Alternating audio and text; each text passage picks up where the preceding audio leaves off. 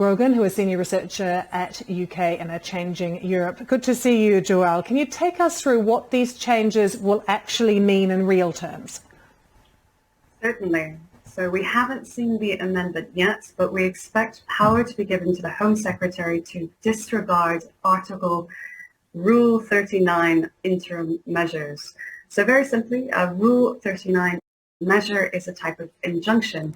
It's an emergency order that is given by the Court of Human Rights in Strasbourg, telling a government to do or not do something when there is an imminent risk of irreparable harm, usually to an individual.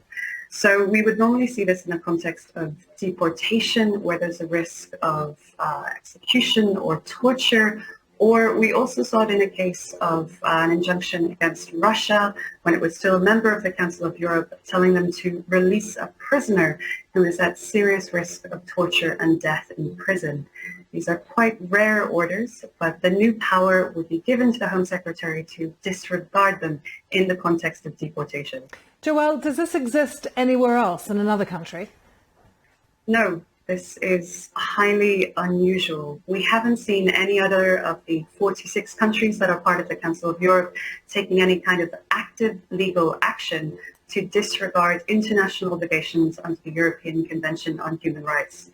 The closest that we would find is, again, Russia, when it was still a member of the Council of Europe before it was kicked out following the invasion of Ukraine, in which a law was passed that enabled their constitutional court to disregard international court decisions.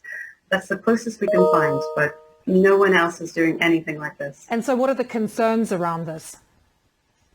The significant concerns are this would take us in breach of our international obligations under the European Court of Human Rights. You have an obligation to follow the rules that you signed up for. But in terms of active consequences in international law, there are no sanctions. There would be repeated breaches by the UK, repeated findings of breaches by the European Court, but no sanctions would understand. The real consequences, if we're talking about that, would be in the UK's soft power and its international reputation.